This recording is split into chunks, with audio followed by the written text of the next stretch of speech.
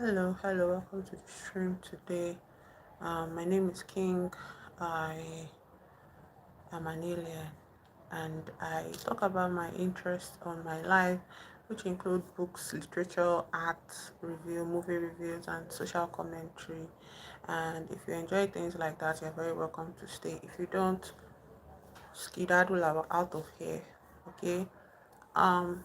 Yeah. So I already introduced this book several days back. It's a new month, it's independence. Today is a new month, and it is the day of Nigeria's independence, which is kind of poignant in the sense of how this book is set around the period before um, Kenya achieved total liberation from colonial masters from all the way from the UK, from Britain. Yeah. So.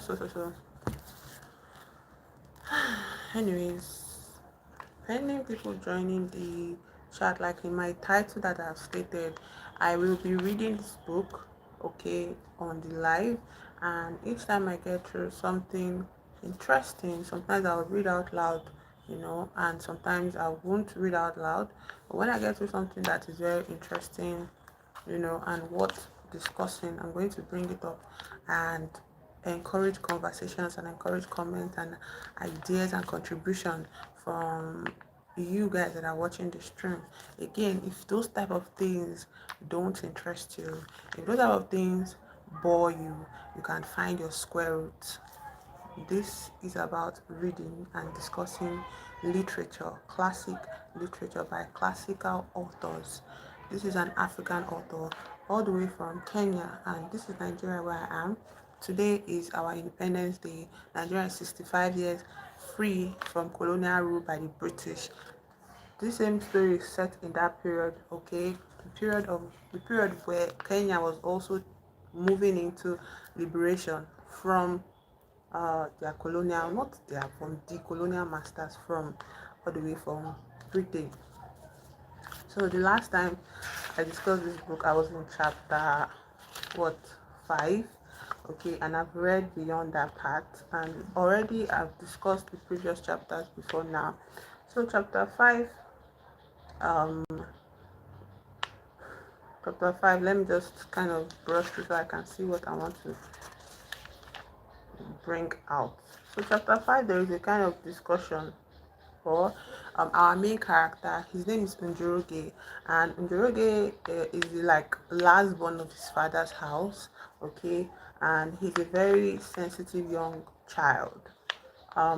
He wants to get an education, he wants to go to school, and his parents are also, very supportive, of getting an education because how they've seen how education helped other Kenyans, and also there's this sentiment that was also going around the people that the reason why these British people could come into their land and steal their land from them and then make them work as slaves on their own ancestral land is because they were ignorant of the guile and the deceit that these people came with, and so these people were able to trick them into selling their lands for pennies, which most of them didn't even get the money eventually.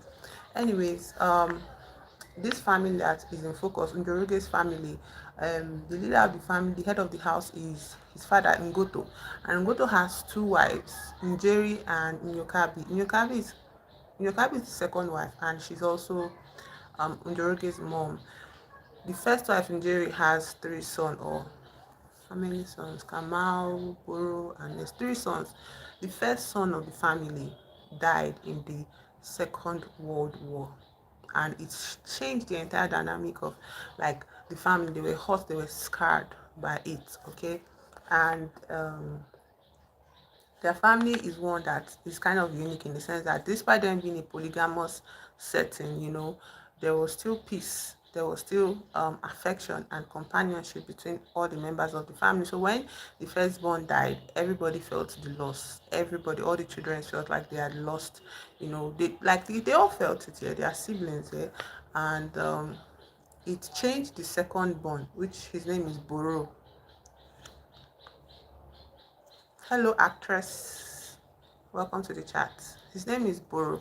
Okay, and Boro went to war with um you're here, so I'm glad to see you. Boro went to war with the firstborn and Boro did not die. Okay, and we are not even told the specifics of how the firstborn died in the war. Okay, we just know that he died, and the way Boro, has been scarred by the war, I feel like it is mostly witnessing how, despite how these African soldiers were fighting on the side of the British here against Germany and all of that, they were still treated as beneath these white soldiers. They were still victims of racist bigotry, okay, even within the ranks of the, especially within the ranks of the army. So anyways, I don't know, it feels as if Kamal died, sorry, the firstborn died because of that racism here. And but we have not gotten to the specification of how he died. We just know he died in the war. At this point in the story now, Njoroge, um the feeling of, hello Jose, hi, welcome to the chat. The feeling of the general sentiment of the Kenyan people right now is one of wanting to be free and be paid better wages. Okay, so they have a strike, there's a strike planned, but this strike has put a lot of it has made the settler colonialists feel very angry. They feel like you don't have any right to strike. We are paying you well enough, and like, is this even a privilege for you to work on my farm? And it's like, that is not your fucking land in the first place. You are a thief. You came here, you stole somebody's land, and acted like an overlord. And we see this clearly reflected in this character named Mr. Howland. Now, Njoroge's father works for Mr. Howland, and I cannot even say he works for him, because in his mind, in Ngoto's mind, Ngoto feels as if he has to be attached, he has to keep a close eye on this land, because the land belongs to his ancestors. Hello, Emmanuel. Welcome to the chat. What's up? What's up? What's up? So, Ngoto feels like he has to be, like, he has to stay close to this land. He's scared that if he leaves it in the hand of this white settler colonialist, his land will perish. Also, he feels an obligation to his ancestors to not let go of the land. Hello, Kobeisi, hi, welcome to the chat. So it feels like it's kind of like that situation. I want to make a kind of religious imagery here. I don't know if anybody is religious, but in the Bible there's a story of this child called Moses, and that period of time Pharaoh was killing all the firstborns of the Israelites, the slaves. Yeah, they were slaves in the land of Egypt according to the Bible. Okay, so Pharaoh wanted to kill. Pharaoh like put out a hit on all the kids of at the period, yeah, and so they were killing all of children. But this woman, um, I don't know, it's her name Miriam or something, the mother of Moses, she hid this her baby for 3 months, and when she could not hide the baby anymore, she put him in a basket, on a fortified basket, and left him to float on the river Nile. Okay, and then on the river Nile, he was picked up by the princess, and the princess being Pharaoh's daughter or whatever, and she was like, no, I'm going to take this child, this is my child, this is my child, like, and in that moment, the sister of Moses was watching the whole thing play out. So she ran to me and said, oh, I know a wet nurse that can come and nurse this baby for you, and all of that. And so Mary, Moses' mother, was invited by the princess to come and nurse her own child, but the princess was calling him what, her son. So eventually Moses became what, Pharaoh. My point here is just that the way Moses' mother felt like so obliged to like stay and be by the side of her son, despite him being taken in by a stranger. You get, their slave masters. Yeah, I kind of feel like that's the kind of relationship Ngoto has with his ancestral land. Also, Ngoto tells us a story, of this kind of, and again, they were not Christians, yeah, in that time. Like, Ngodo is not a Christian. They have their own traditional practices, and they have their own belief of how the world came to be. Anyways, they have this prophecy that is a kind of story, and the prophecy talks about how there will be darkness in the land for a very long time. This darkness is going to persist, and nothing is going to grow, nothing is going to be happy. There will be a lot of groaning, all the animals are going to groan, until one day a tree is going to sprout up in the darkness, and that tree is going to shoot up until it finds the light, and that light is going to come and spread onto the whole land, and everybody would be happy, would be free of the darkness. And that is kind of like a prophecy, in the sense that there's now this character called Jomo Kenyatta. Jomo Kenyatta is Salam Nial. Jomo Kenyatta, hello, Nial.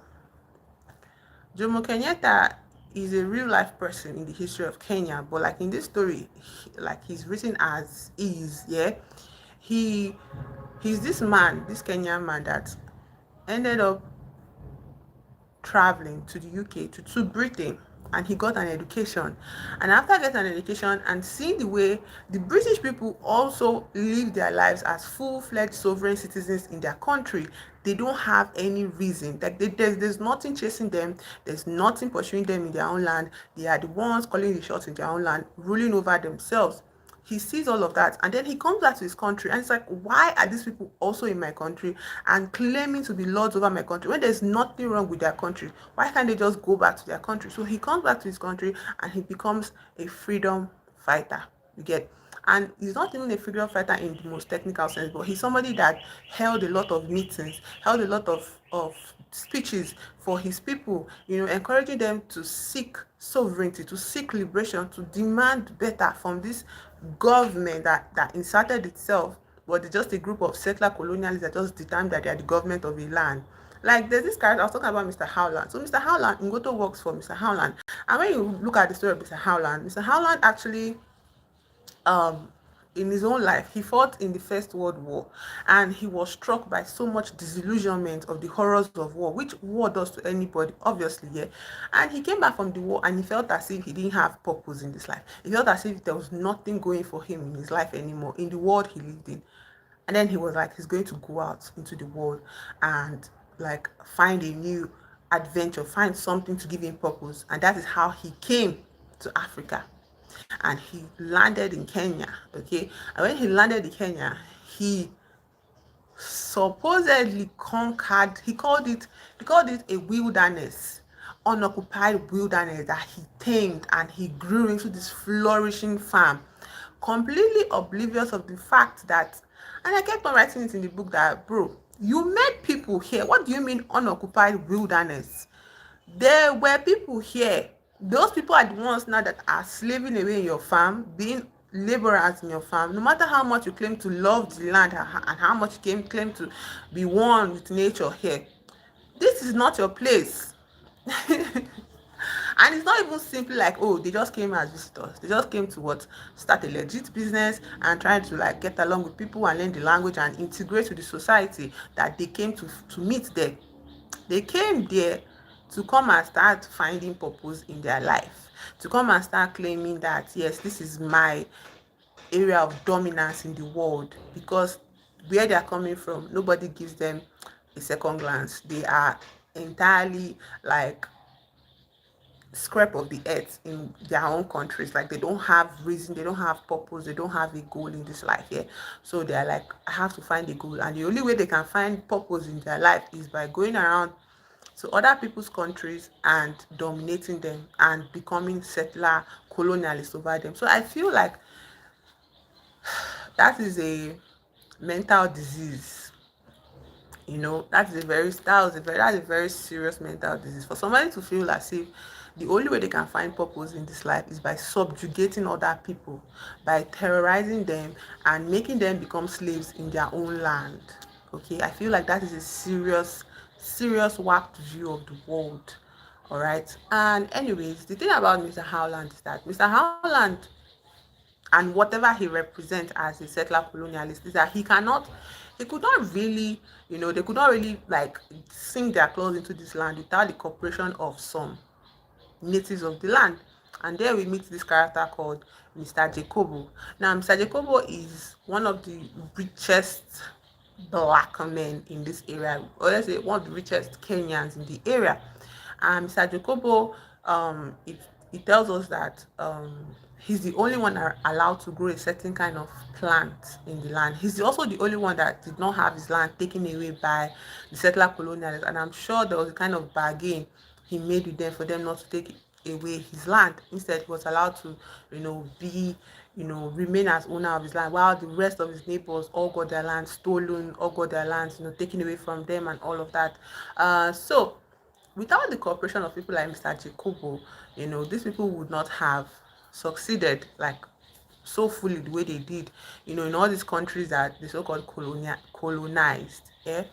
So the story is going along with Mr. Jacobo, and then Mr. Jacobo is so important. Like, it's not important, but in this moment here, I'm talking about the main thing that's happening now is that there's this strike, okay, going on in the land, where all of the Kenyans are like, no, they're rising up, say they don't want to work anymore if they're not paid better, for their labor.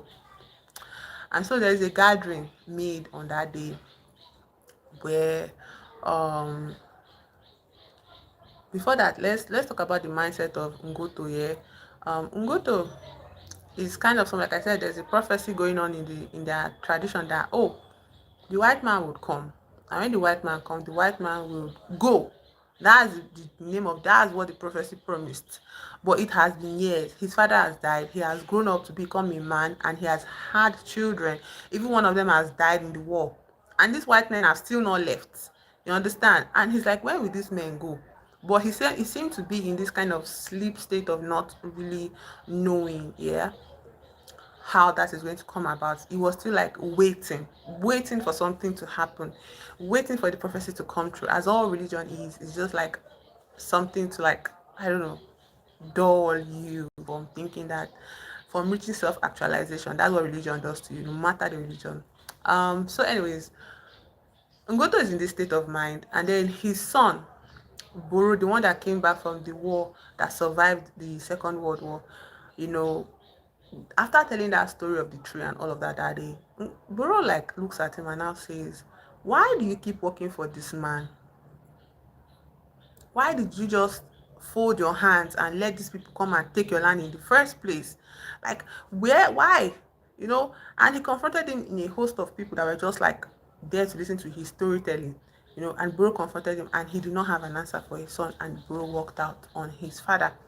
And since that day, there has been this agitation stirring up within his chest. So when the opportunity, when the strike now comes, like the planning for the strike and everything comes, his wife, Nyokabi, or the first wife, I think, she was like telling him, don't go for this strike. If you go to this strike, they would fire you, because that's what Howland like emphasizes. Howland tells all his workers, gathers them around upon how Ngoto is like his closest, most trusted worker, and how Ngoto is like, he's one that he answers to. Like, Ngoto is by his side, they are like side by side companion, like growing the farm, you get. He still puts Ngoto in the class of every other worker in the farm and says, if any of you go on this strike, you're going to be fired and you'll never be allowed to work with me. If you don't want to lose your job, don't go to this strike. Don't strike. But at that point, Ngoto is already pissed off, because he's like, when will this man leave my land for me? And instead, Howland says, I'm not going anywhere. I'm passing this land on to my son. Another thing to note is that Mr. Howland's first son dies in the Second World War. In fact, he's his son and Ngoto's son that went together. Yeah, and Ngoto's first son dies, and Mr. Howland's first son dies as well. By that point, Mr. Howland just had two children, a son and a daughter. So after that son dies, the daughter leaves home and starts to do missionary work. And he tries again for another child, and he has a second son named Stephen. But Stephen is very shy, small, like sensitive. He's not this typical masculine kind of kid that he had in his first son. And so he's like, how will I give this one over to Stephen? Stephen is not that competent, but he still tells and emphasizes to Ngoto that he will give the land to his son. So Ngoto is like, at this point, like when Mr. Howland says all of that, his entering 1 year is coming out. So he goes home, and his wife is like, you better don't go for this strike. If you go for this strike, yeah, what are we going to eat? How are we going to survive? They are poor and all of that. We can't do with this action of. And he's like, don't tell me what to do.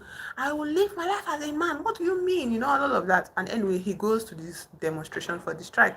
So before the day of the strike, when everybody's gathered in one place, and the speaker There's a man that comes to speak to them, because it's as if this thing is spread all over the whole country of Kenya, So there are different parts of the country with different speakers like that, encourage people to go for the strike and all of that. So this particular one is speaking about the strike and the importance of the strike, and all of the men it's not all just being men, but like all of the people, they are tense, they are there, and Ngoto can feel this fire in his loins and everything. So in the midst of speaking, here comes Jacobo comes with a white man, in tow, and he comes and he says, I just want to tell you people that you people should not do this strike. All of these people that are telling you to do this strike, they're coming from Nairobi. That's like the big side of the country, like the capital. Like I think it was at that point in time was the capital of the country and all that. And it was like they're coming from Nairobi. They have money. They don't have to worry about surviving. You people are poor. If you do this strike, you'll be fired. And how you going to do your livelihood? So before he can, go find his coonery, Ngoto rises up, and Ngoto has been described so far in this story as a very pacified, like kind of someone that stays in this state of like calm. Like he always does his best to avoid like making his wives angry at him, no, at each other. He would rather take the anger of his wives on himself to maintain peace in the house. He's friendly. He's not friendly, sha. His children cannot play freely around him, but he gives this energy of peace loving, whatnot. But in this moment, after that confrontation with his son and all of that, he rises up and he's like, should I read it? Should I read it? I love that scene so much. I love that scene so much. I want to read it. Let me see. I think I've even passed this. Yeah, this is where I am. So.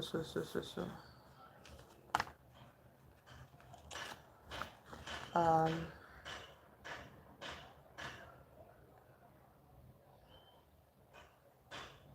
okay, so what happened is that as Jacobo is speaking,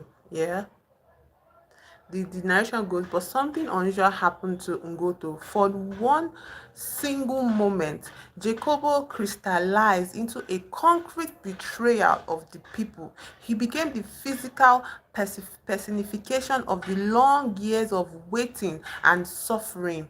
Jacobo was a traitor.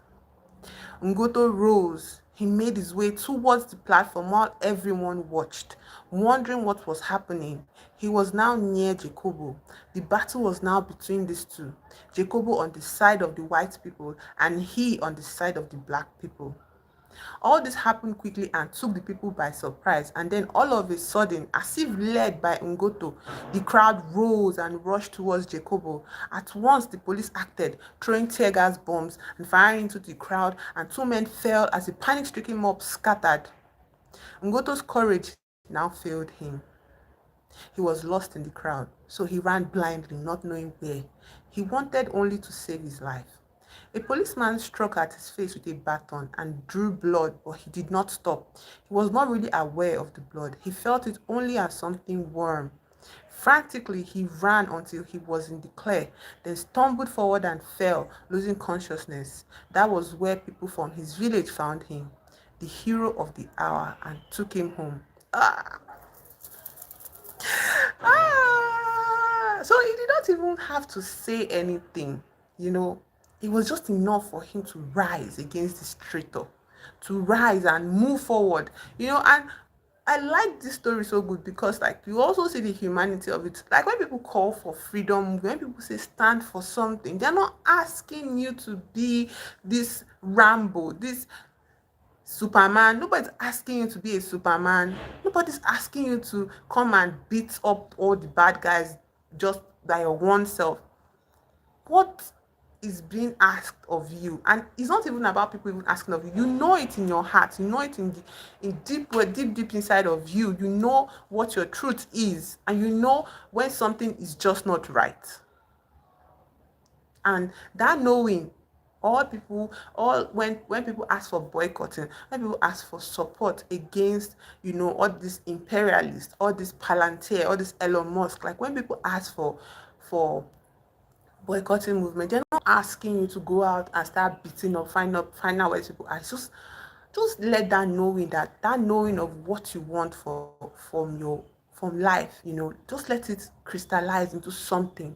It is going to come out into something, because for everybody, we all have different levels of courage. Okay, we all have different opportunities. Also, we also end up in situations where, like, we might not really we might not really have this, like, voice, you get, to reach these people that matter, these people that are the crux of the problems here.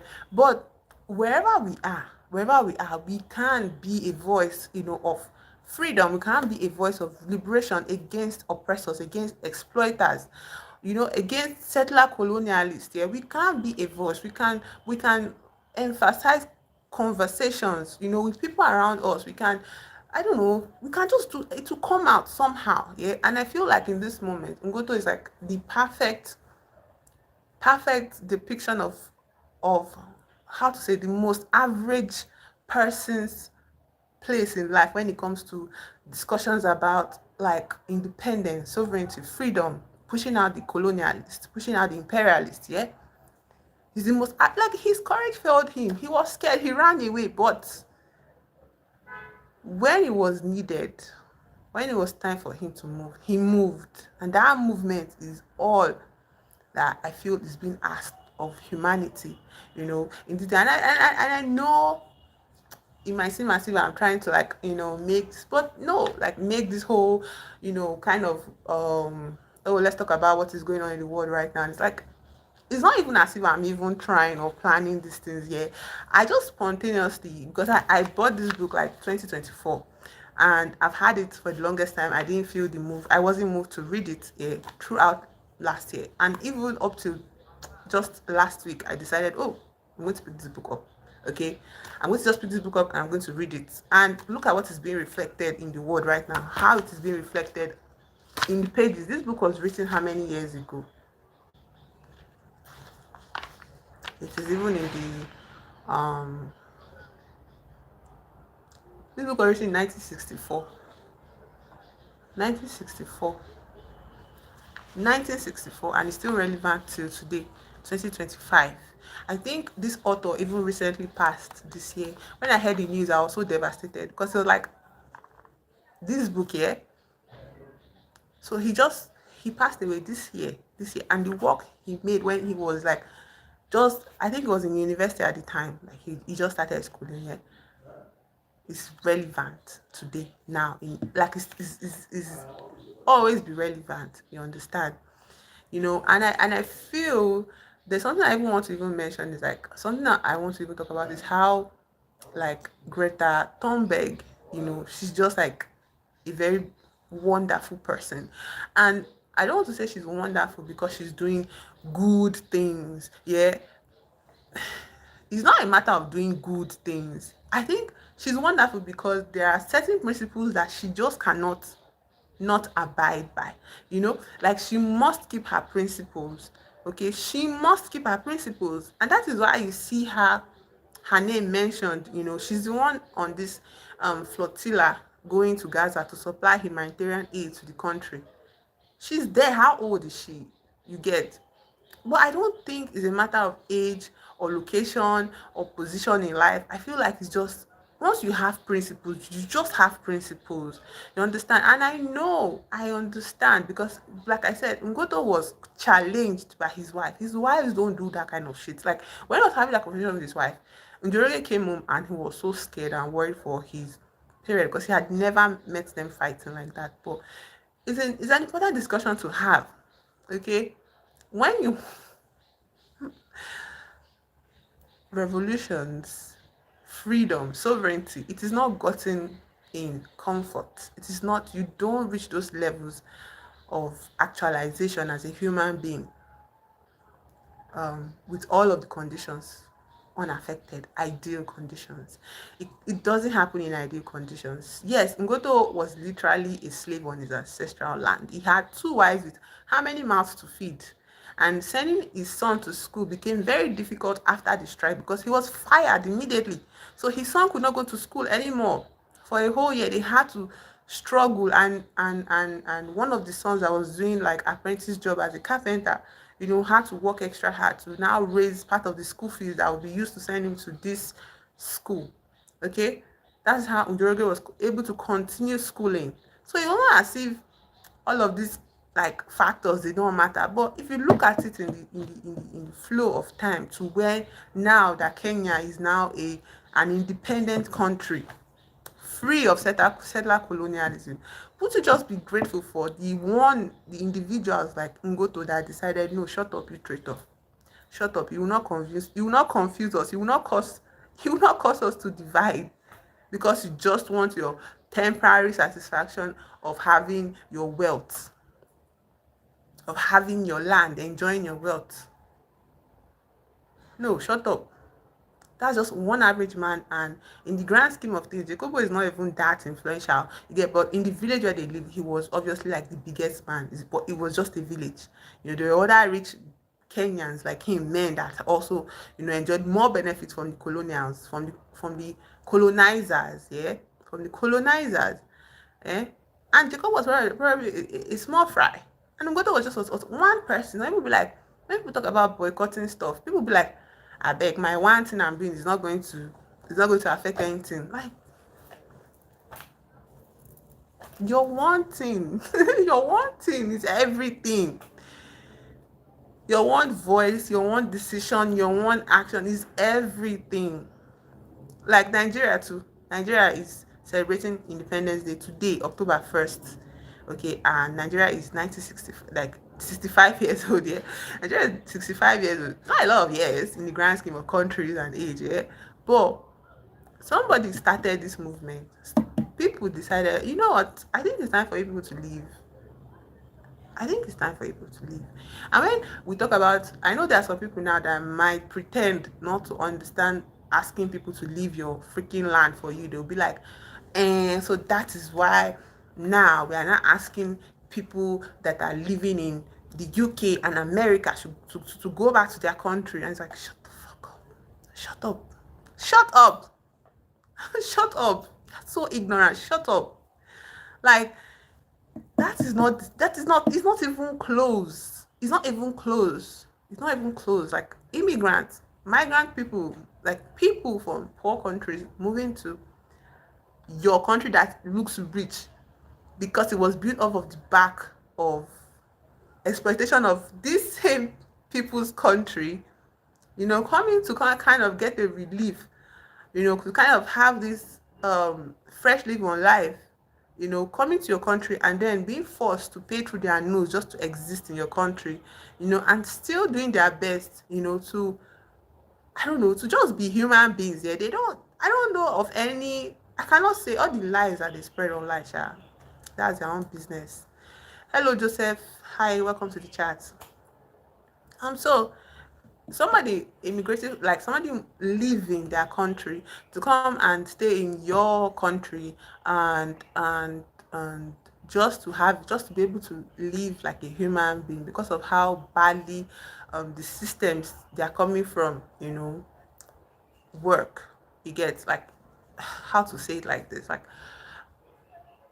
somebody immigrating from a poor country, that suffers systemic and that still suffer from neoliberal colonial systems of government, yeah, does not compare to you living in your, if you compare, like, living in your stable, undisturbed by war country that you can even feel bored of your existence, then leaving your country to come to another man's country and come and steal their land and come and be their government, yeah.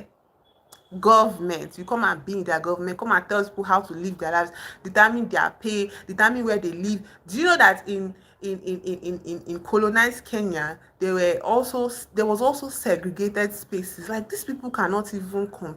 Like, what is this? What goes on in here? There were bars for colored people, and there were bars for people with that skin tone.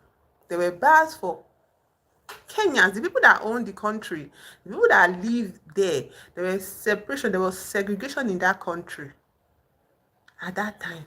Tell me how many places in the modern day UK or the modern day America, how many places where migrants have declared that at the risk of death and punishment and fine and prosecution, um, this place is not to be entered by um, white Americans. Like, there's no place in the world that exists. Like, there's no European country in the world, there's no American country in the world that exists, where migrants have successfully segregated a part of the country on the threat of death, fining, prosecution, and incarceration, um, to the white people being able to access those areas. So it's not the same thing at all. It's not the same thing at all. I think I just wanted to like really highlight that part. So the story is going along to tell us that the story goes along to tell us that as expected, this strike fails. Okay, a lot of Kenyans just get hurt, get tortured, get arrested, dead, shot dead, and a lot of them lose their livelihoods. Yeah, which was at the mercy of the colonial, how to call these people, the colonizers. Yeah, so the strike was just a failure. You understand? It was a failure, and then we now have to see um Ngoto move his entire family from the farm to um a piece of land that was given to him. Not really a piece of land, no, it just like allowed him to live there with his family. The master, where one of his sons was learning carpentry, gave him a piece of his own land and said he can live there. So the family is living there, and Njoroge is unsure of his future at this point in education, because he's not they're not making as much stable income as before. But anyways, they're able to raise money for Njoroge to go back to school. um yeah, so that is where I'm at in the story. I think where I am now is in chapter 8, and in chapter 8, one thing you notice in this story going through is like there's always an area of storytelling. Most African societies have like common centers where people just come together, and then everybody starts to talk about different experiences. So there's this barber that is very popular in their village, and what is popular for is that he has many stories. He's also the major disperser of information, to everybody. So in this barber shop here, this man begins to tell the story of something. There's this army now called the African Freedom Army, and the name of the leader of this army is Dedan Kimathi.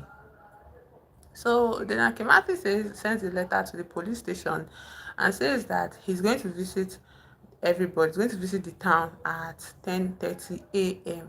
So because the government was cracking down on all forms of resistance and uprising and opposition, they prepare for this day dance visit, and they gather all the police officers.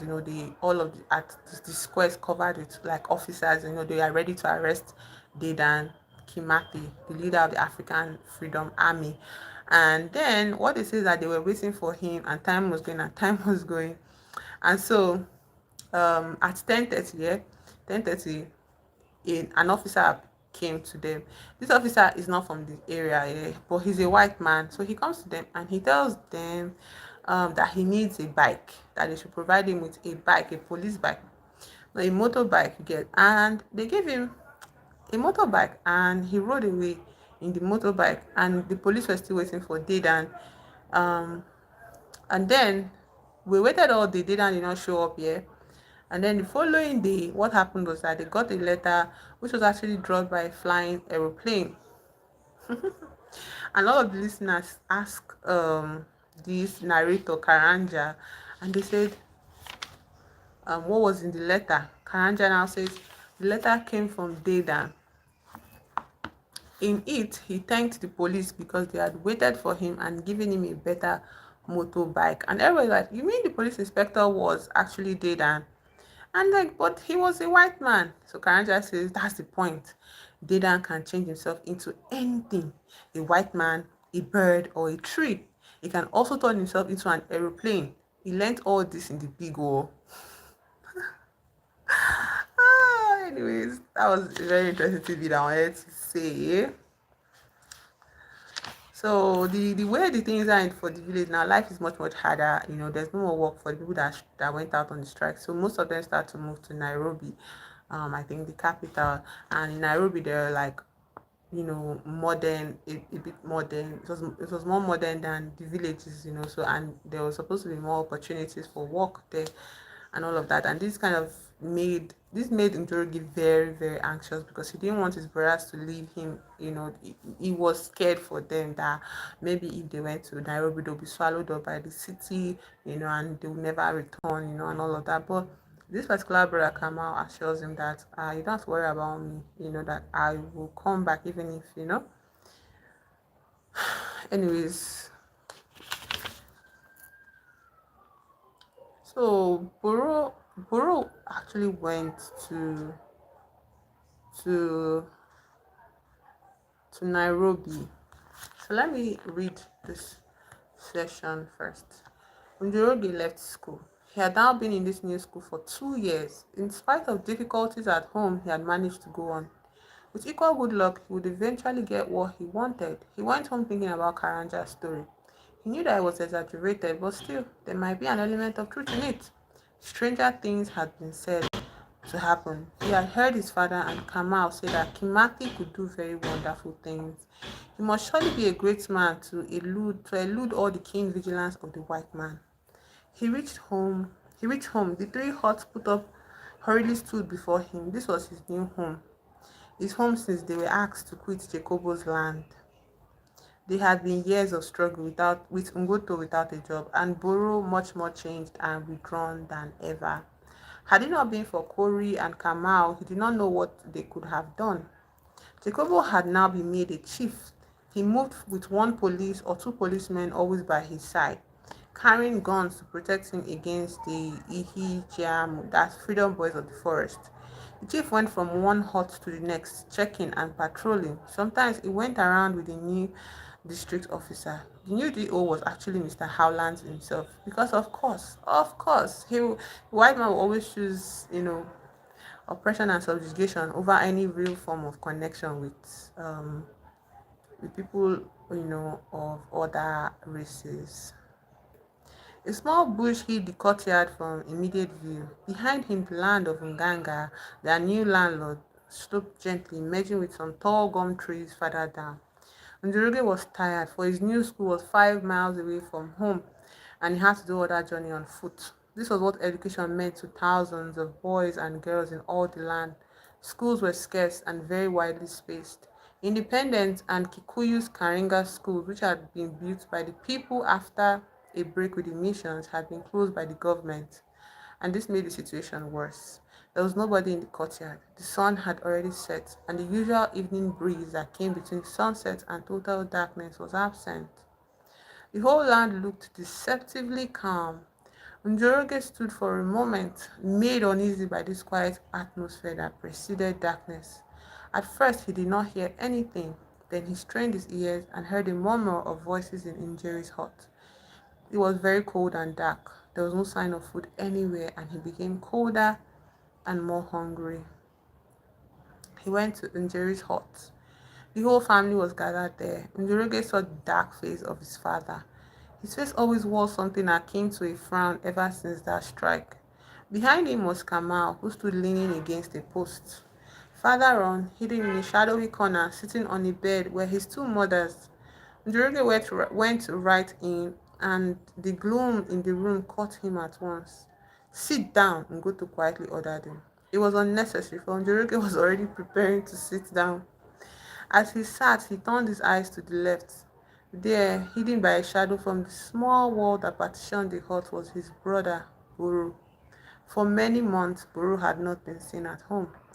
Oh, I'm sorry. How is it with you? It is well, brother. How is school? Buru had always shown a marked interest in Njoroge's progress at school.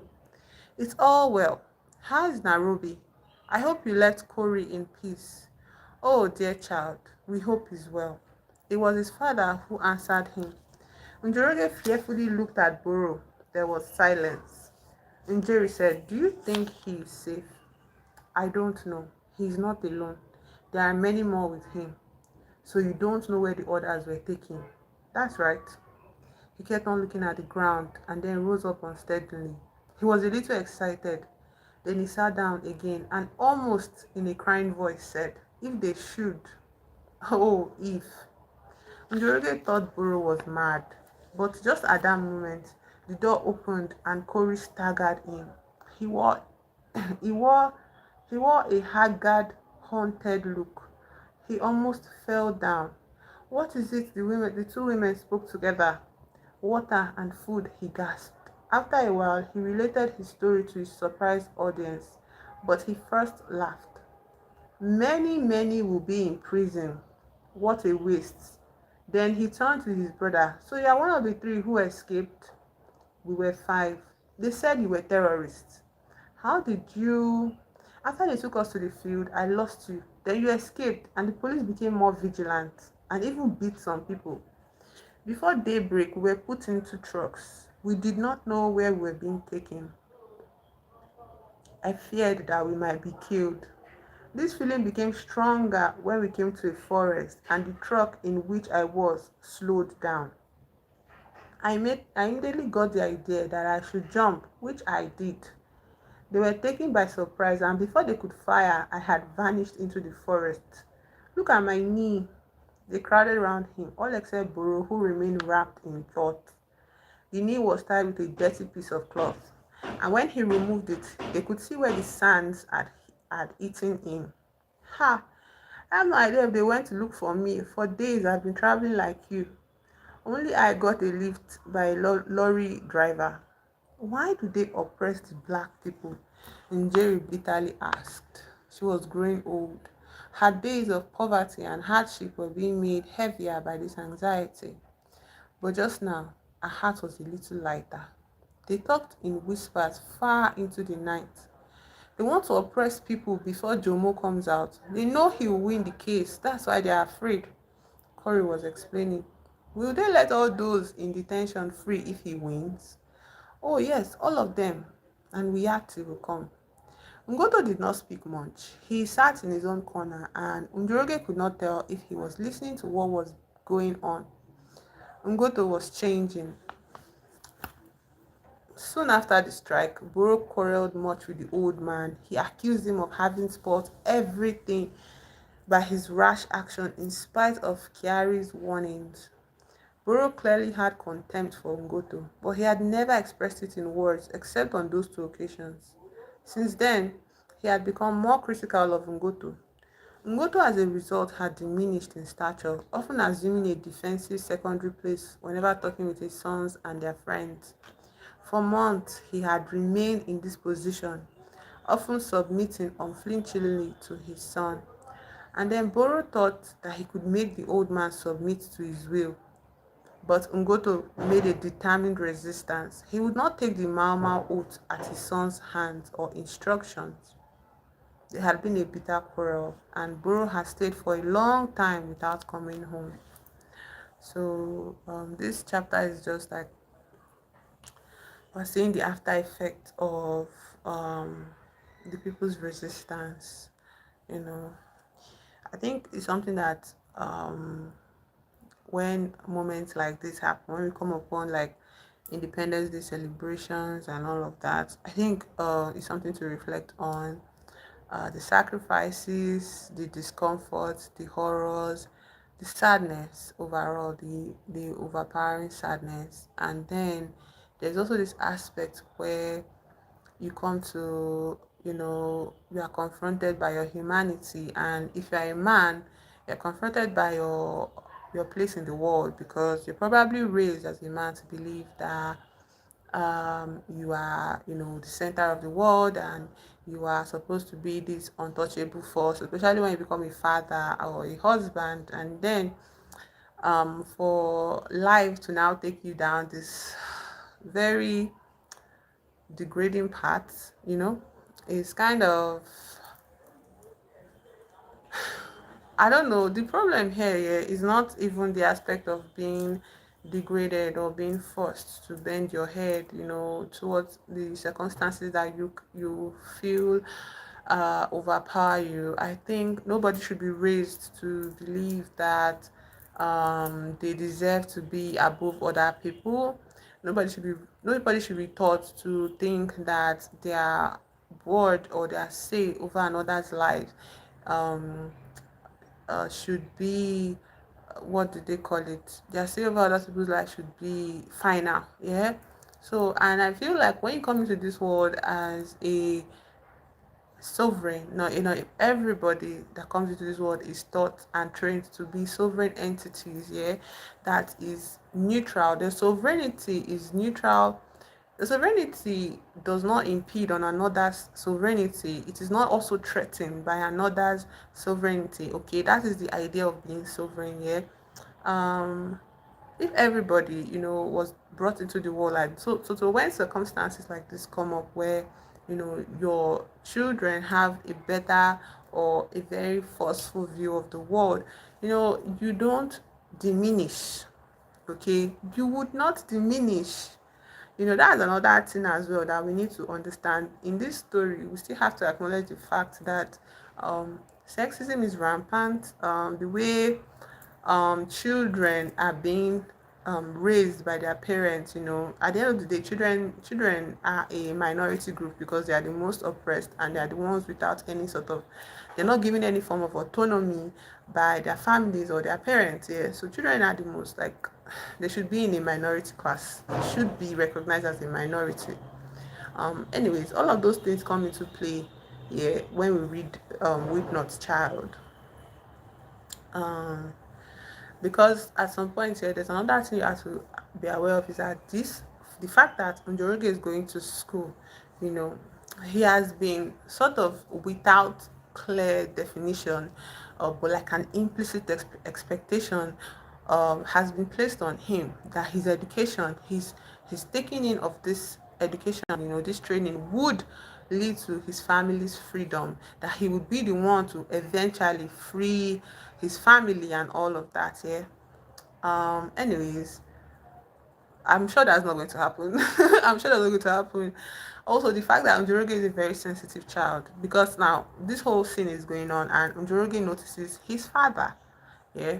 He looks at his father and he starts to describe it to us, the reader, how his father now looks, how the confrontation between father and son has changed his father.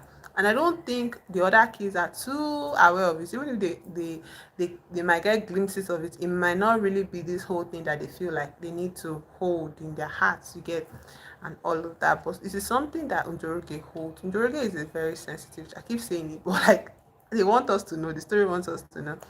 So this is just like this is just some of the consequences that comes with, like, standing up against, an oppressor.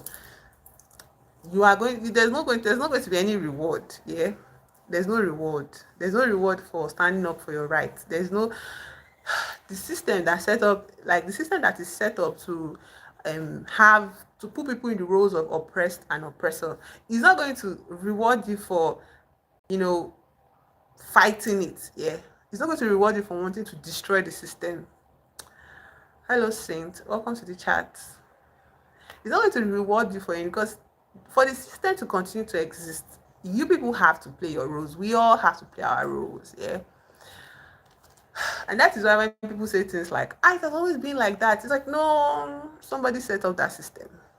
Somebody set up that system. It doesn't matter when that system was set up, but there is nothing that's ever in any time always been like so. It's just a system that is set up, and why the system remains as we define these systems as natural. We define these systems as, it's the way God wants it, is because when we are born into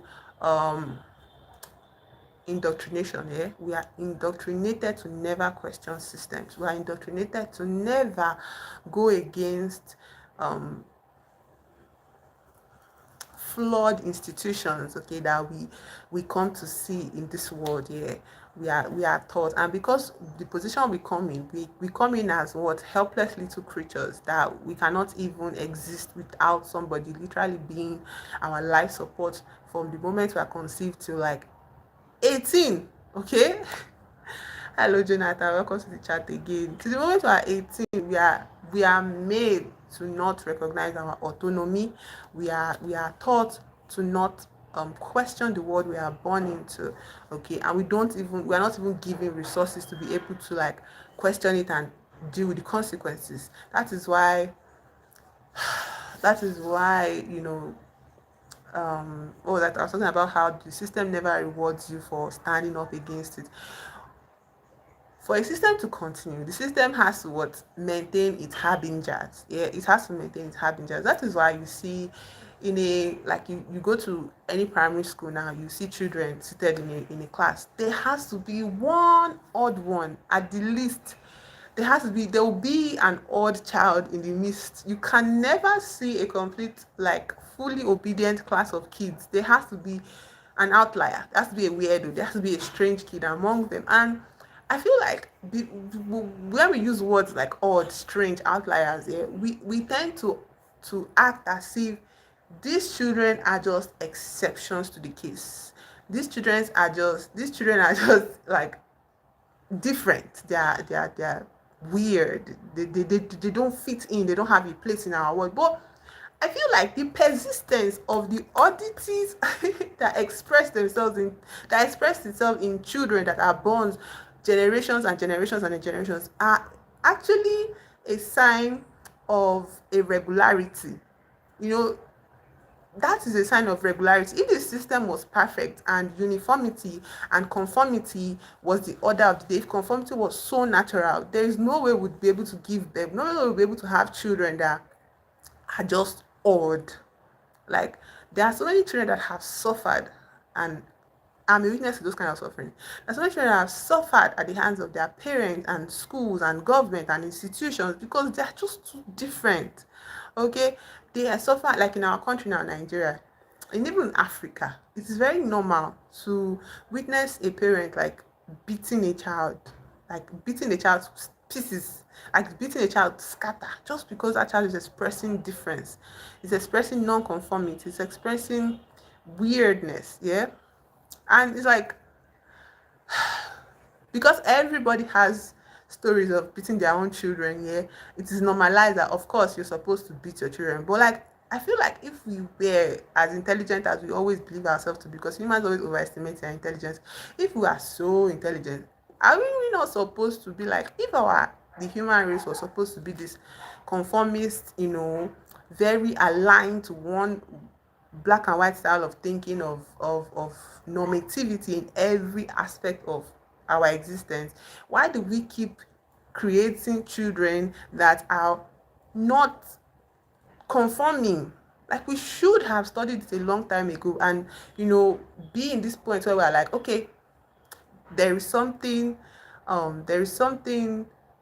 different. There's something different about our world here, and I think we should be able to question why we need to be uniform, why we need to be conformist, why we need to conform. Okay, and we have to trace it back to the part that conformity is just a system that somebody probably enacted to create some sort of order in the world. When the world was coming up on its baby leg, let's just say, somebody was like, okay, you know what, let's create systems, let's create a style of existing so that we'll be able to live in this world. Yeah, so I don't know, I feel like um what was I talking about? I was talking about it in reference to this book. Yeah, and I'll say like all of these things is being put in place. Like we see all of this aspect of existence in this book. Okay, this book does not just focus on the magic of say, oh, let's just, we have a goal, we want to be free, we want to be liberated Kenya, we want to be independent Kenya, we want to chase out the settler colonizers here from our land. Let's just focus on that. But no, other things contribute, to these conversations. Yeah, other things contribute to these conversations. There'll always be a fucking weirdo. Unfortunately, fucking weirdos are not allowed. Those type of weirdos are not allowed on my stream. Go and be a weirdo in another place. This place is not for any of that. Those sound so ignorant and idiotic. That one now going around like a normal human being in the real world, not knowing that they need to get checked. They need to get checked. Very stupid piece of shit. Like I said, if what I'm doing is not your taste, skidadu, find your square root. Okay, find a place where you belong. Find a place where you'll be satisfied by the thing that the person is saying. Don't come and start pretending to be one kind of hard guy, hard person, one kind of smart mouth on somebody else's stream. Like, go and do that in your father's house, or in your mother's house, wherever the fuck hole you came from. Okay, don't come here and do rubbish. Like, it's not even allowed here. Nonsense. Just come and be spoiling somebody's mood. Somebody's talking about something you're coming here to do like a fool. Anyways, that is so this is 1 hour mark. and I feel so happy for myself that I've gone like well and fine to the book as I intended. Yeah.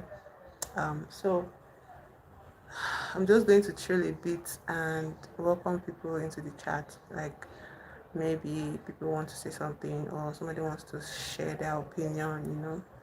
If your opinion is to ask me about something, well, let's let people share opinions I deem reasonable. If I don't appreciate those opinions, like, I'll let it be known that I don't appreciate those opinions.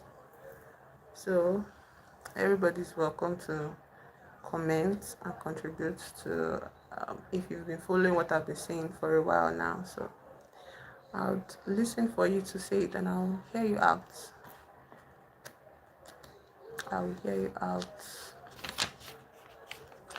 It's so interesting that some people here, despite how their lives are supposedly better, in the most technical of ways, like, okay, maybe they live in a better country, maybe they come from a working system of government, they are not from a developing country, they go around the internet like roaches, like rats, scurrying around and expressing their displeasure of the existence of somebody from places that they deem is beneath them. And it's like, I just saw, you not see that one fool like that came to mention something stupid, like comment something stupid on my this thing. Like, it's just so annoying. Yeah, just so annoying. And that person, I've seen that person before, just came on the chat and was saying something very stupid one other day. I ignored it, and now I'm talking about something that I deeply care about and I'm interested in, and person is coming again to say something like, I do think this is a circus or something. If you are looking for the circus, open your door and go and ask your father that gave birth to you in the circus. Go and ask him to take you back to the circus. Nonsense. Like, it's so annoying. Like, they just come and they be doing as if, like, just because we're on the internet does not mean, like, I don't think you can go up to a person on the road and ask the person that kind of stupid question. I don't think you can do that. I've removed the person from my channel and whatever. I don't hope to see them again, but like, that's why I just got thrown off. Yeah, and I was like, you know what, let me just listen to people like say something, like just tell me something, like maybe if you be following the conversation, like, I want to hear what you have to say. I'll let you like contribute and tell me what you think about what I've been talking about here, and I'll recover from that. I'll recover from that. Oh my god, I know Like even when I talk to people about it, they'll be like, that's just the internet, that's how people are. It's like, yeah, that it still disturbs me. Like, it's still annoying to me to see. But anyways, to steer the conversation, like if anybody sees me um insulting somebody or abusing somebody, it's just like, yeah, they deserve it. And I will, given the chance again, I will say more. And so, what I wanted to say, like, if you have anything to tell me, like, what you feel about the story so far, about this book.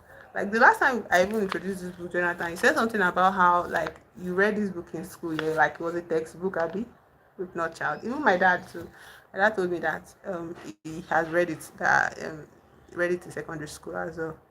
Even though I bought this book last year, I think I bought this book last year, and I bought it just because like I wanted to have an African author, you know, like a classical of African author, like then Chinua Achebe sets and all of that. Yeah, so I wanted to have it like in my collection and all of that. That's why I bought it.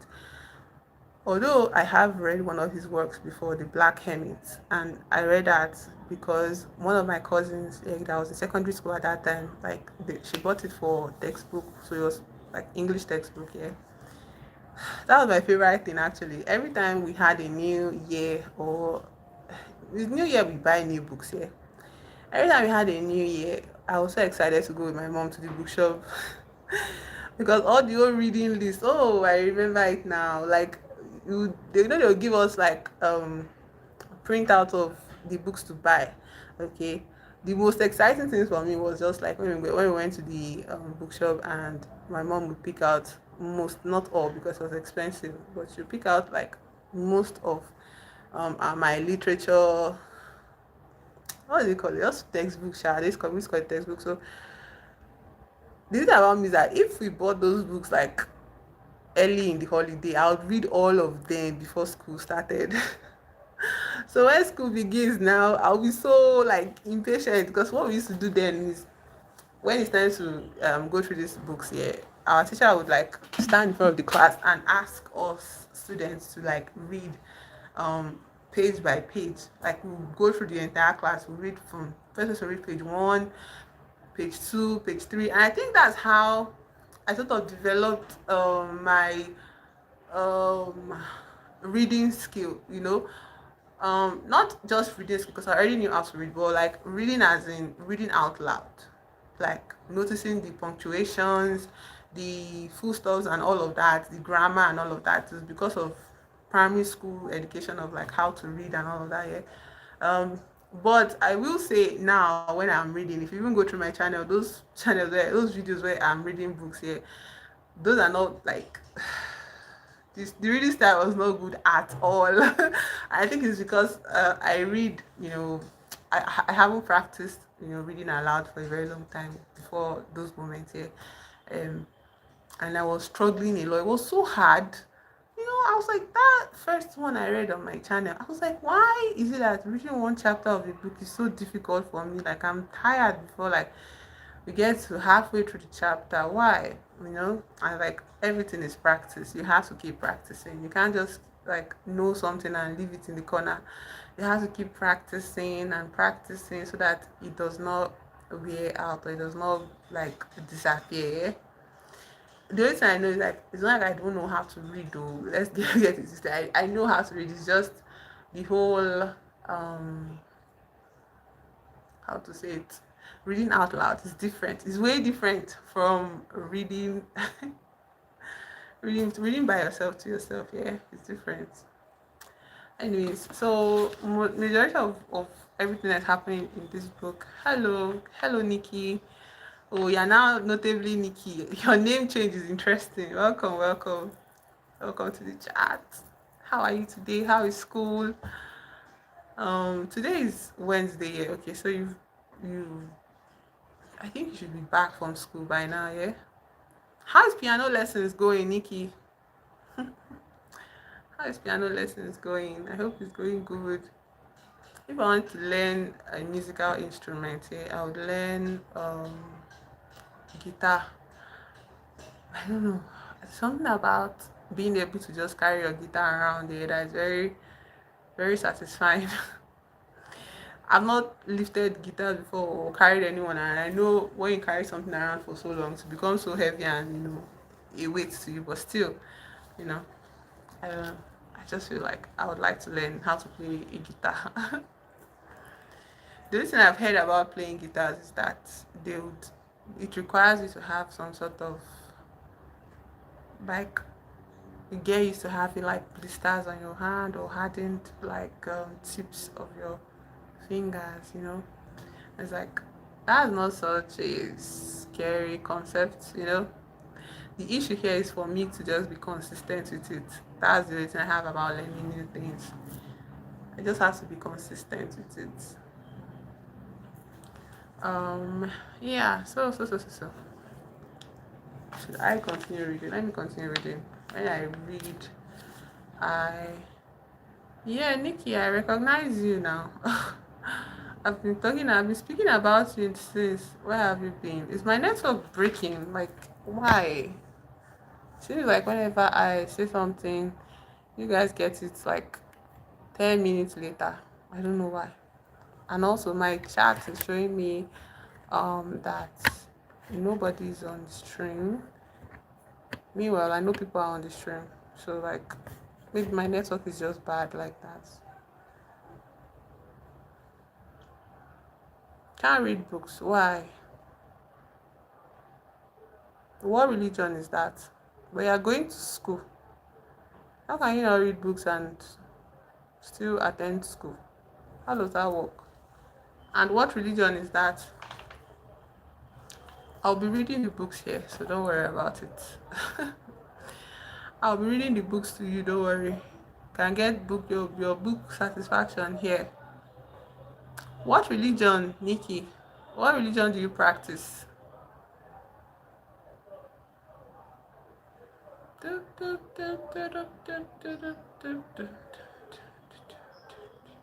What religion do you practice, Nikki?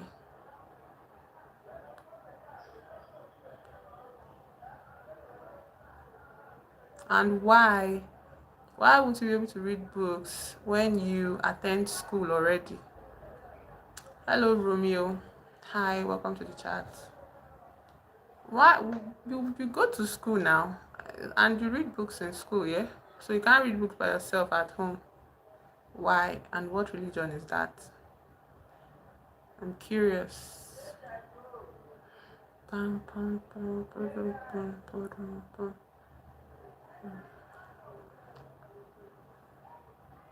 Croatia. Hi. Croatia. Never had somebody from Croatia, yeah? Welcome, welcome, welcome, welcome. Um, this is Nigeria. I'm streaming from Nigeria. Romeo. Lovely to meet you today on the chat. Nice to meet you.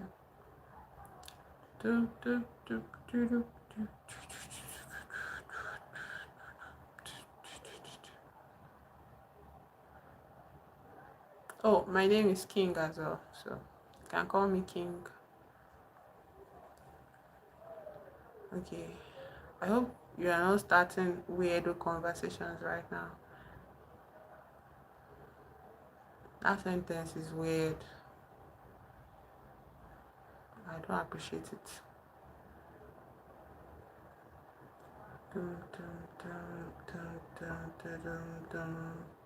Cold hearted. What happened to you today? Why would your day be bad? What happened? Tell me, tell me, tell me. You just missed me preaching and preaching about my book. And now I'm taking a break. Hello, hello, cold hearted. Welcome to the stream. I'm happy that your day is now wonderful. Even if it's just like looking at me, yeah. What happened to you today? Why would your day be bad? What happened?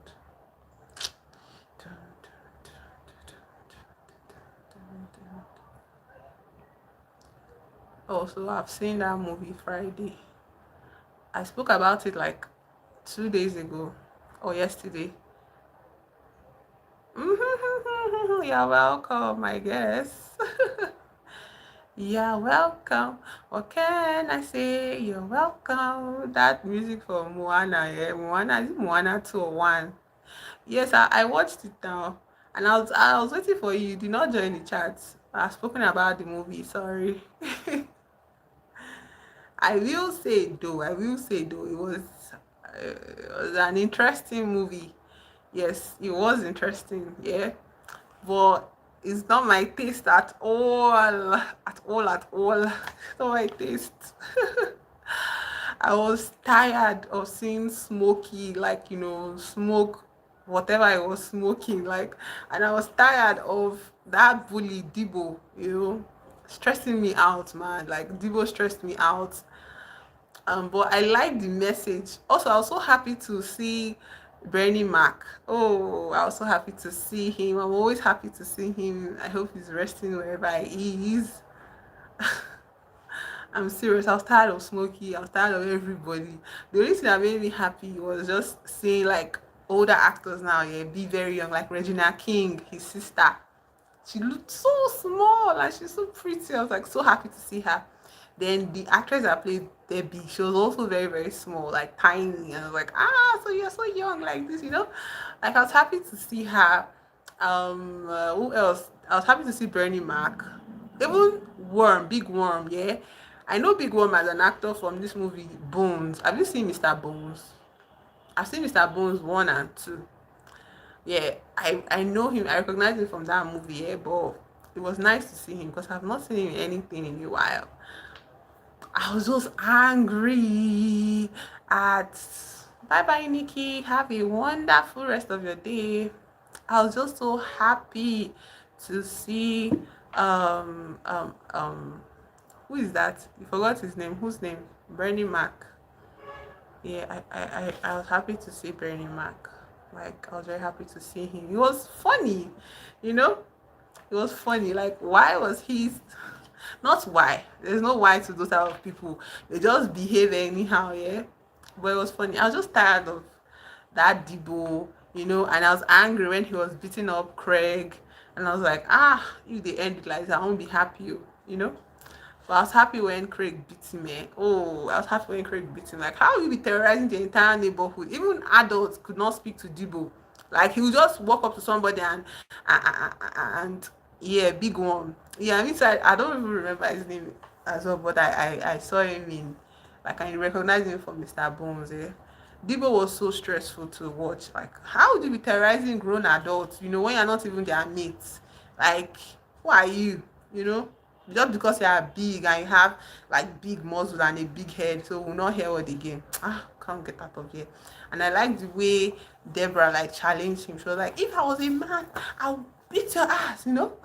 I like that thing, eh? Like just challenging, like, why would you not? I'm so happy that he used that brick, on his head. Like, let's see that your head, let's see if your head will survive brick. If I use brick on your head, let's see if you survive. I like that move. And I like the way they beat him so bad. I like it. But Smokey, I expected to even enjoy Smokey, yeah, but I did not enjoy. He was annoying. Oh my god. When you know you don't have the money to pay for the weed, why are you now smoking it? Eh? Why are you smoking it? I was so angry. Like, I don't like people that don't account for their behavior, like the anxiety of stealing something when you know you have to pay for it. It's not worth the stress. Just don't steal. Anyways, so that's the fun I had with Friday. So the next show is like, I was addicted to it. Yes, yes, yes, I understand it. I understand that's how addiction works. Yeah. So I guess I understand. I didn't even think about the addiction part of it, but yeah, yeah, it's definitely the addiction. But like, also, addicts don't use logic, okay? Because why the hell would you be selling, stuff that don't even bother? Addiction doesn't make any sense. It's not supposed to be logical. So yeah, I understand, but I do not like it at all. It was stressing me out entirely. Yeah. Yeah, so that's what I talked about that day. Yeah. about Friday and all of that. So today I was talking about this book. Like the title of my video says, reading and discussing the book. Yeah. So I was talking about this book, and I went in this long tangent about the stuff I found out, like um the stuff I'm reading from it and how it's relating to real life, because today is Nigeria's Independence Day, October 1st. Yeah. Nigeria was independent, like got their independence in October 1st, 1960. So the country is 65 years old. Right. Country is 65. What? 65? 65. You remove 69 from, remove 9 from, from 65. 65 minus 9 is what? 54, yeah?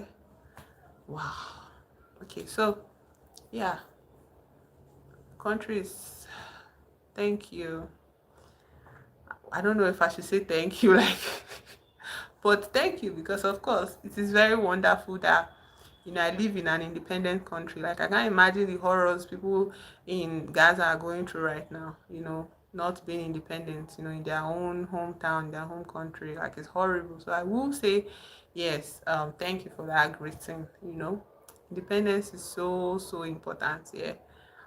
So important. And because I was not even born anywhere close to that time period, or even after, like I'm born generations after that time, yeah, it's not really like a raw kind of feeling, but I can see how I can sort of empathize with Gaza and Palestinians, and how it looks like now that we're seeing everything happen on like a global stage, the whole thing playing out, and it's like, how did my parents, not my parents, but my ancestors, how did they cope with all this, like, Western colonizers being in our space and occupying land that is not theirs, and forcing people to be slaves in their own town and all of that, and even killing them too as well.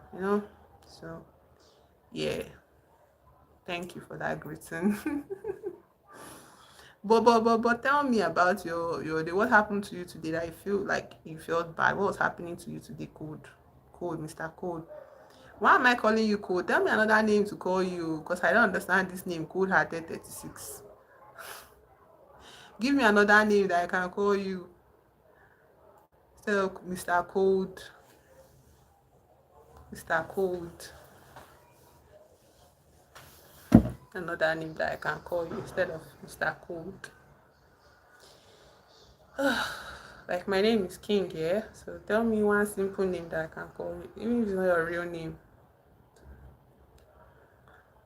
Okay, I need to download that music. Oh, Moana. I think it's from Moana Part 1. The one where Maui was like, okay, and I say you're welcome. Even if it was doing rubbish, I just like that line. Because the audacity to say you're welcome when you're the one causing problems. I want to listen to the song in full again. Also, Moana Part 1, from things I've seen of the review of the Part 2, I feel like it's the better one of the Moana. Yeah, Moana Part 1. Okay, and I say you're welcome. I know I should be taking like vocabulary notes here, but most of the language in this book, With Not Child, is very simplistic. And I think it is even referenced in the notes that the author intended to make people like be able to get to the heart of the story, without the complexities of, language and all of that. So he made it very simplistic. You won't believe. Okay, try me though. Try me. At the end of the day, I don't think it's more about belief. I think it's more about just being able to air out your, the way you feel. Yeah, I feel like talking about it helps, no matter what. So as much as you come on here and you listen to me talk and talk and talk and talk, I think it's okay if I listen to you as well sometimes. Yeah, not all the time, because this place is run by me. But sometimes, yeah, I can allow you to share. So I'm asking you to share. Don't worry. It's not about belief. Just air out your issues so you can hear. You don't know. Somebody might have like a very kind word to, you know, encourage you with or something or comfort you with. Can I say welcome?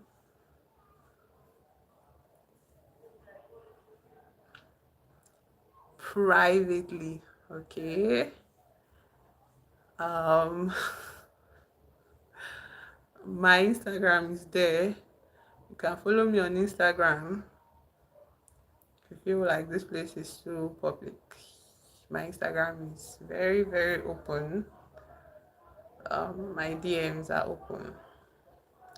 What can I say? You're welcome. Oh, yeah, my email is also in the description of this video. My email is in the description of this video. You can email me over there. Can I say? Remember that period in time where people could only connect through email, yeah? I feel like I I really like those periods because I was in those periods, yeah, but I think I would have enjoyed if I was like a teenager then, yeah, or an adult that could make friends. Your problems, no Allah, no problem, no problem. Code. I hope there's a solution for you. Can I say you're welcome? I feel like my dad used to tell me about like in his time here, he used to do this thing, pen pals, that he would write to people from all over the world. Can you imagine? How wonderful is that? Like he would write letters. Yeah, I hope so too. He would write letters to like people that he'd never meet, yeah, and they would send pictures and he would also send pictures. Hello Romeo. They'll send pictures and he'd also send pictures, you know, and he would have this like correspondence with, I think some people still do like pen pal things. Yeah, there's even an app that is like pen pal. One time I joined the app but I could not do because I'm even worse of a social person online than like physical, like in the physical, yeah, like face to face with people. I get along with people all right. But online is very hard for me because I can't read people's faces and their social cues through their words or through letters. Yeah, I can't. It's too difficult for me. So that's why like I'm a bit of a loner even online, especially online. Like it's so hard for me to make friends online. I don't know. I've tried. One time I was trying to make friends with somebody online and I thought we are getting along, but in retrospect, I found out that that person was just being a weirdo, yeah. And eventually they stopped talking to me, and I was just like so embarrassed because I was like, oh, I thought you were my friend, you know, and I just had to like delete my entire account. Oh no, I don't know how to get along with people online because I depend on people's social like physical cues, you know, like if you smile, if you frown, if there's a change in your expression, like I guess I'm so sensitive enough to read, you know, people that I meet and try to predict what they expect me to respond with, how they expect me to respond, just so that they would like me as well. You get, that's how I do like in real life, and I have succeeded. But those are friends never last because at the end of the day I'm just putting on the performance for them. Like they think they know me, but I'm only just being the person that would be more suitable for them to like. um so online I have no hope at all. In person I have no friends. Yeah, sometimes it happens like that though. I don't know why. It's the opposite. Like people that are actually very, you know, subdued in real life and they don't have lots of friends in real life, they are very famous online, like with having mutuals and, you know, making friends and forming all these group chats and all of that, you know. I don't know how they do it. You know, I feel like if maybe And I've been trying to be good, I'm trying to be, to like develop this persona, so that people would not be, like, people will be open to me online as well, but it hasn't worked at all. It hasn't worked at all. Anyways, I'm so glad that it has stopped raining. Sometimes you can predict wrong emotions from people. Yeah, I think that's my own problem. I think my issue is that I use my knowledge of physical reactions to superimpose on people online, and I'm always wrong. I'm always wrong.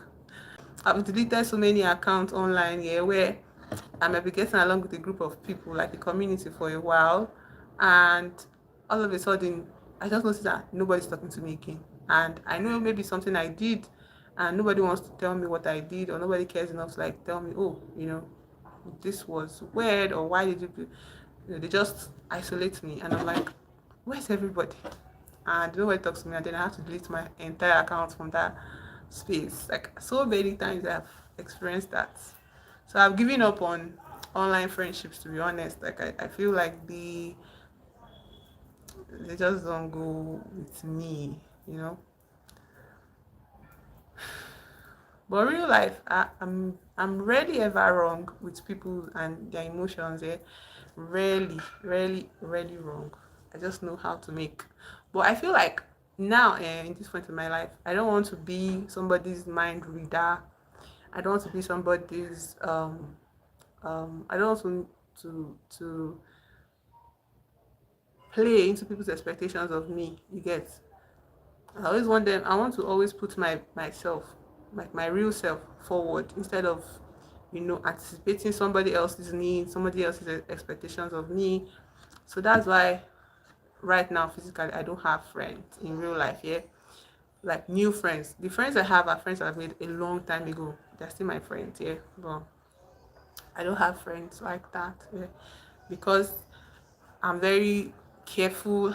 And it's so easy for me to fall into this um performance of being a good friend to somebody. Like, I can just start to perform friendship with somebody, and I don't want to do that because it's just a waste of time. Eventually, the person is like, you can't be fake with somebody forever, especially if you want the person to be long in your life. Yeah, and by the time they start to see my real colors, or my true self, they're like, oh no, they just disappear.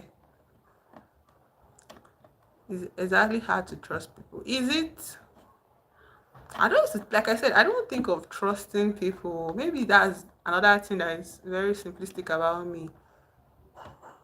I don't think of trusting people like that anymore. Because one time, what happened to me was, I had this friend, and I put all of myself into this friendship and all that. And she ended up, treating me like shit. Like, she just, took me for granted, and it was horrible.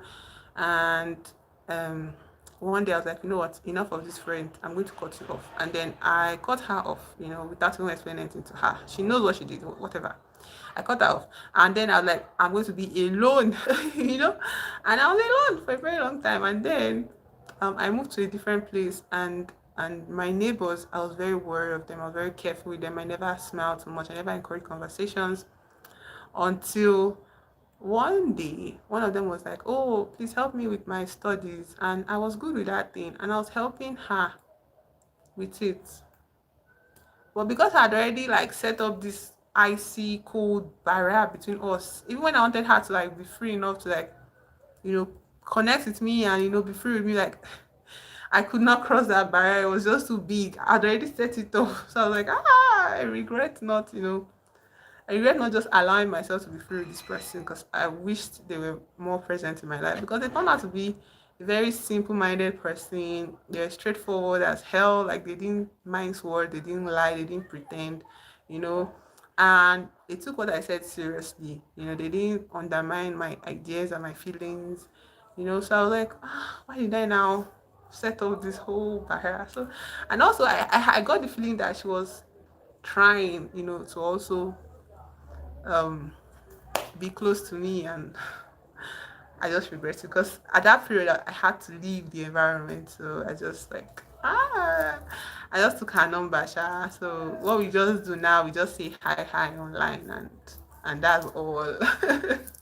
Like we're not as close as if I had just let down my fear and all these trust issues down. If I had not let it down, if I had just released myself to be myself, I probably would have made a good friend in her, you know. But yeah, that was like, okay, going forward now, instead of just doing 100% like ice people out, don't trust anybody, I just have to keep going on my instinct. Yeah, I just have to trust myself more. Just have to trust. But I don't know, your situation might be very different from mine. Yeah, your situation might have been, much, terrifying or scary or scarring, to your psyche, to your mental, and it might have affected you very badly. So I can't really say, you know, I can't really tell you not to continue doing what you are doing. You can keep, you can keep, you like do what makes you feel safe. Okay, focus on being safe first. You get, and I've learned that it's good to leave people where they are. It's not on anybody else to try to change somebody. You get, or try to make you see my own point of view.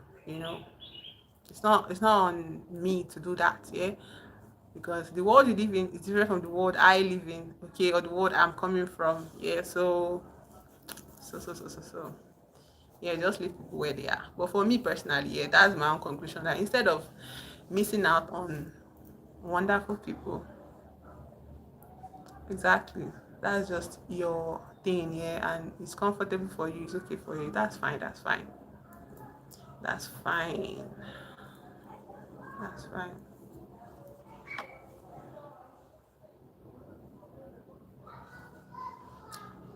Anyways, that's the whole conversation about what um human experiences with relationships. I was actually watching this YouTube video yesterday. Yeah, I don't know, I'm that person that watch a lot of YouTube essays. Yeah, and I know there's a lot of discourse online that, oh, people are just saying rubbish in their essays now and all that. Me, I know how to find quality essays, and I know how to find people that know what they're talking about. Yeah, so there's this particular channel, that was talking about obsession. Yeah, and why we enjoy, when I say we, I mean like mostly women, enjoy um storylines or tropes of obsessive lovers or obsessive relationships and all of that. Yeah, and I think the thing I even took away from it was the fact that when we read um like materials like fiction, or we watch movies, we read mangas or watch animes with that about obsession and all of that. Yeah, um in that moment, as readers or as watchers or whatever, we are putting ourselves in the shoes of both the obsessed and the person that is being obsessed over. Okay, and so we're able to split ourselves in that moment, and also the writer themselves are putting themselves in the role of what the playing, they're both playing obsessed and or obsessor, the person that is obsessed, that kind of thing. Yeah, so like it was a very interesting video. Yeah, and I agreed with almost everything that they mentioned in the video. If you want to know the video, the person's account is Baza Lee or something like that. Yeah, a very interesting video. It was what I'm taking time. There's also another video I want to recommend as well. This account named Chariot. Yeah, they made this wonderful essay about culture vultures, and they were mentioning sinners. I don't know, has anybody seen Sinners? Yeah, every time I talk about Sinners, like people just say I've watched it, but we can discuss about Sinners. Yeah, if you like. Sinners is a very I feel like it's become one of those timeless movies. Yeah, timeless movies, because completely subverted that trope of when you see black bodies, black people in certain points of American history, what we just come to expect. You've not seen Sinners? Oh, you have to see Sinners. Go and watch Sinners today. Why? What's stopping you from watching Sinners? Why? That's one of the movies. Oh, that's a movie you need to see. Even yesterday when I was talking about something, I also still made reference to. Yesterday I read poetry by William Yeats, and somehow the conversation of Sinners still came up. That's how very diverse, like that's how very far reaching the whole theme and plot of Sinners gets. It's very far reaching. You can have conversations of different, topics, and you'll still be able to touch on something from Sinners. That's how good it is actually. So this yesterday I was talking about Sinners in the context of the poem I read, which is just like the whole thing of religion and aging and time and all of that. So it's in yesterday's stream. You'll see it there. um but today, in this conversation here, oh, it's okay, Emmanuel.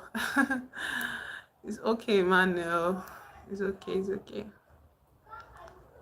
I'm just happy that at least you are showing up, or you thought of the video and you're here. You thought of my channel and you are showing up, so thank you.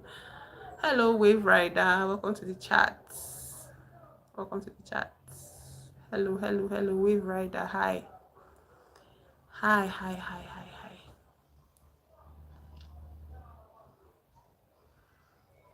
It's okay to be busy. Here we go. Boo hoo. I guess Wave Rider the clown has come to show its horn, but Wave Rider, this is not the circus. Go back to the circus. They are looking for their animal that have escaped. Go back to the circus. Did you not read my description? Skidado. Go back to the hole you crawled out of. Wasted my wave on you. Exactly. This is not a circus, and circus animals are coming to perform here. There's no circus. Go back to the hole. They are looking for you. Oh my god. You don't understand English. You don't understand English. Oh my god. Look at you. See? That is exactly what you are. Oh my god. Please, anybody knows, anybody looking, should I put an ad out for a circus show that is looking for their performance, because one is out here? Or wait, are you from a mental hospital? You escaped? Your nurse will soon come, your warden will soon come and take your phone. You are wasting your phone time. Go and call your mother and your father. They are probably missing you. You are wasting your time on YouTube. Don't you miss your parents? Call them. Call them before they take your phone. At least you have gotten the attention you wanted. Yeah? Call them before they take your phone. Time don't go. They'll soon take your phone from you. Wave, right? They'll soon take your phone. Anyways, what were we talking about? We're talking about movies, yeah. Movies. We're talking about movies, and we're talking about generational, like classic stories that will always be referenced. You get, and Sinners is one of those. Yeah. So I think you should see it cold hearted. Like, don't waste any time. Just go and watch it. Okay. It's absolutely, like, he comes up in every single conversation, and I like the fact that there's a lot of exactly. I like the fact that there's a lot of things. Yesterday I was talking about poetry, I was talking about aging time, and it still came up. Religion especially still came up. Now today again, what was I talking about? I was talking about this video I watched on YouTube here by this channel named Chariot. You can watch it. It's about culture vultures, and it's talking about how these people that come from a certain, okay, like, let me not use this particular nationality. Gora, welcome to the chat. Shota by, hi. So talking about sinners here, and how people from a certain part of the world, okay, it's not enough that they also have their struggles and their own problems. They have to exert some set of, they kind of find identity in being vultures. Do you get? They kind of find identity in being culture vultures. You know, not enough for them to exist in their place and exist with their people. They are filled with such self-hatred. They are filled with such like they cannot stand the bodies that they live in. You know, their lives are so filled with horror. Yeah, like the horrors of their own existence is unbearable for them to even contemplate, that they have to go around being vultures to other people's cultures. You get? And it has replayed, you know, throughout time. So now the idea of Sinners is that Sinners is set in a period of time where there was like you know, racism. Not as racism has ended, actually we have a literal example of that on here, but then it was like it's still in the system. You get? Still in the system, but like it was a time in American history that was actually really really bad. You know, it was horrible and it was perpetrated by these culture vultures. You get? And now the thing about the mistake these people make is that they feel as if once you look like a certain type of way, you know, that you are okay. But the truth is that even amidst themselves, they also create hierarchies to the extent that Irish people were also colonized by people that look like them. Okay, the Irish were colonized by the Britons, people from, you know, the English people. They were colonized by them. And Remick is a character that came to America, you know, with the horror and the torture and the memories of his colonization, of his colonized past. You get? Of being subjected to this same oppression that he came to meet characters in Sinners, them Smoke and Stark here. He came to meet them in America, and he was seeing it there. And instead of him to join in solidarity with these people, because he is also a victim of the same issue, the same oppression, you get? Instead of him to join in solidarity, what did he do? He tried to absorb them. He tried to, you know, consume them. You get? He tried to co-opt their life, co-opt their system, co-opt their culture, and swallow it. And he did not just what he says to Sammy, the musician in the story. Sammy is a blues artist, you know, that actually carries ancestral memories of his people, like from where they originated from here in Africa and all of that. He carried all of that, and it is reflected in his music. And when Remick, the Irish colonizer, the vampire, the culture vulture, comes and sees Sammy, instead of feeling a sense of kinship, you know, and presenting, you know, solidarity in it, no, he says he wants to absorb Sammy so that Sammy, instead of Sammy to be fully, you know, indigenous in his art and, you know, in his expression of his art, he would now be co-opted. Do you get? He will now be co-opted by this vampire, this culture vulture. Do you understand? He will now become what? A bastardization of him, his real self, a bastardization of his persona, of his talent, of his what makes him, you know, African American, you know, everything that he has been bestowed upon by his ancestors, it will become repressed and suppressed and consumed, and then vomited in this like disgusting version of his reality. Yeah?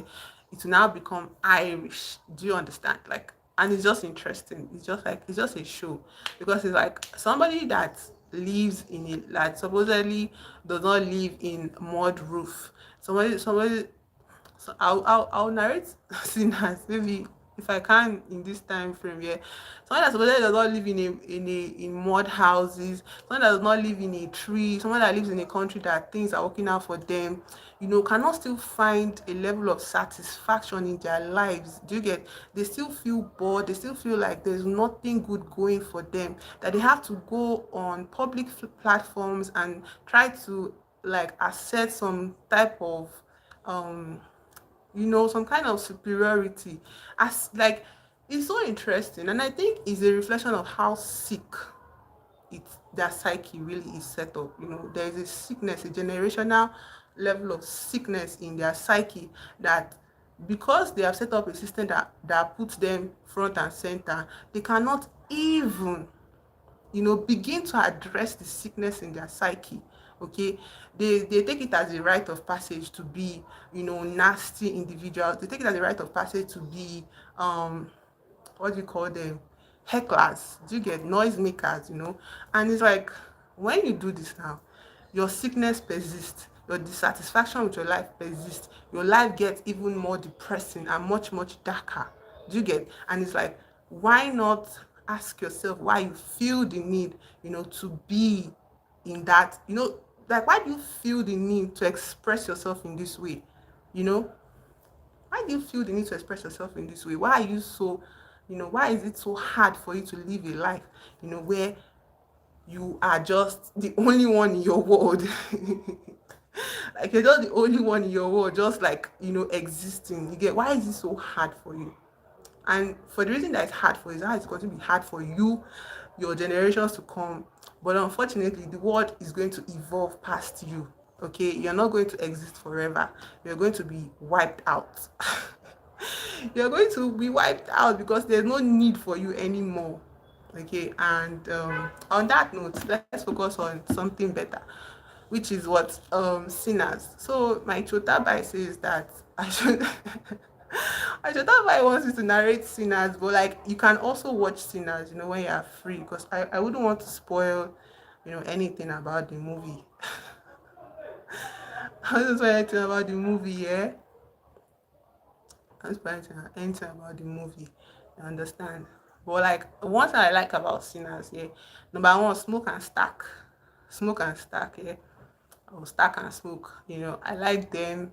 I like the way they showed up as fully fleshed, like, separate characters, even though they were twins.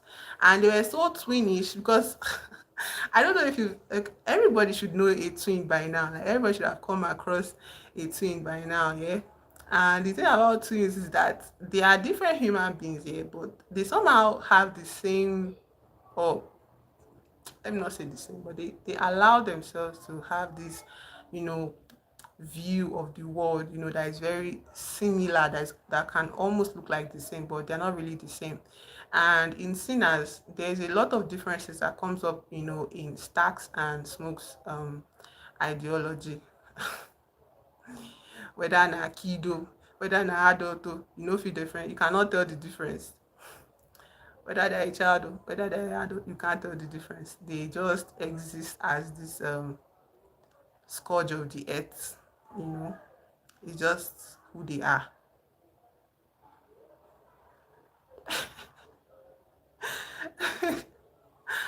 I'm so happy that at least, like, you guys are being, wonderful.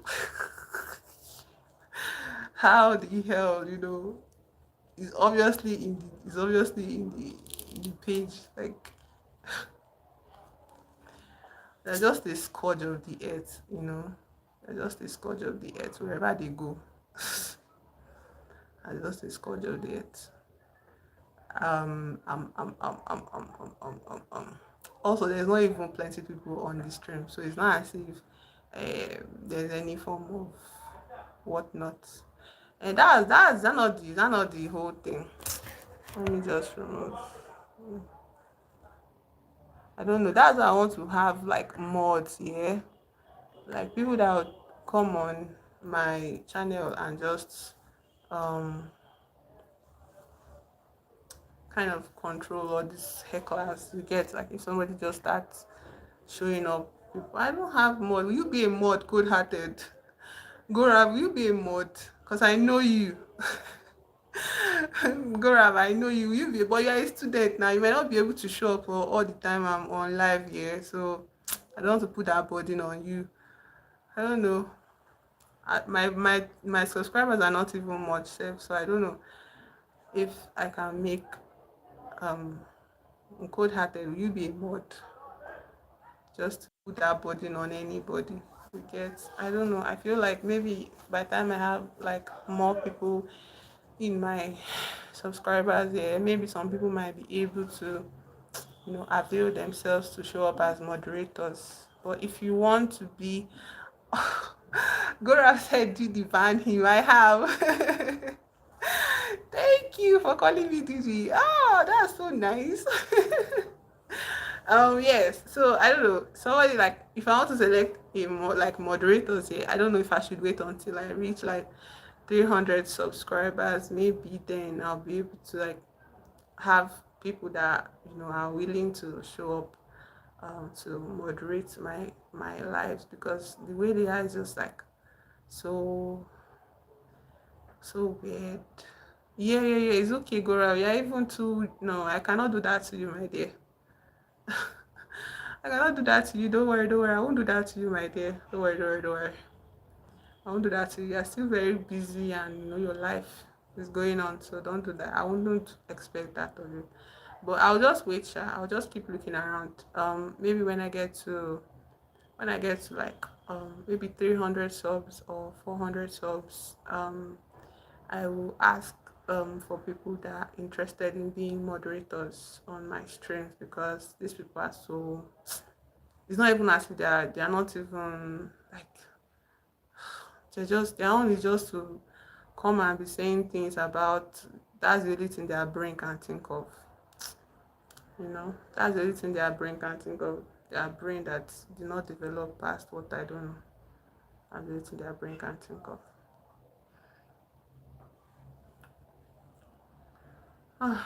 Anyways, yeah. So at this point, anyways, subscribe, subscribe to my channel.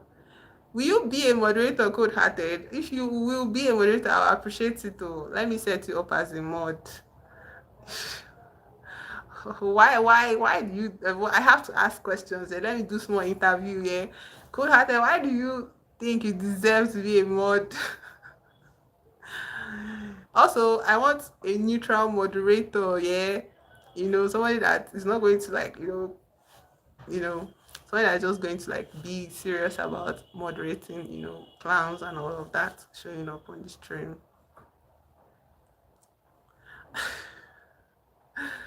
Oh my god. I want to say I'm happy that you guys are saying this, but also I've never experienced this before, so I feel very, how to say this, a bit overwhelmed.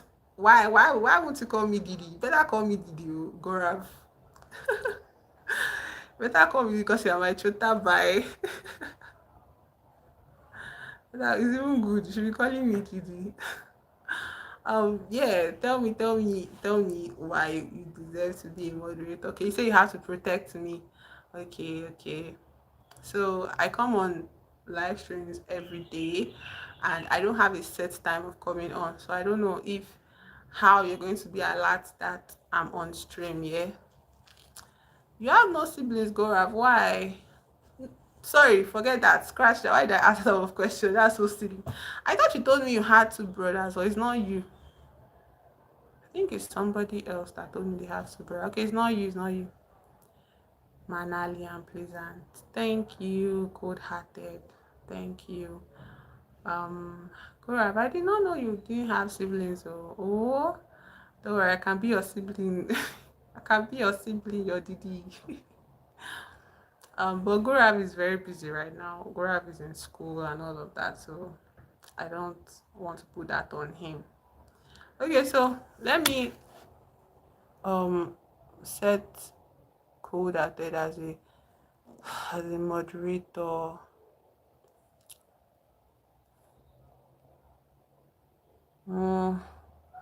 Can review and remove chat messages and hide or put users in timeout. Okay.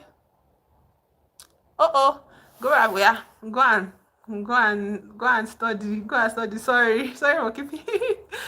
Go and study. Go and study. Let your mother shout at you. Okay. Cold-hearted, you are now a moderator on this channel. Welcome to my channel, and I hope we continue to have a peaceful environment.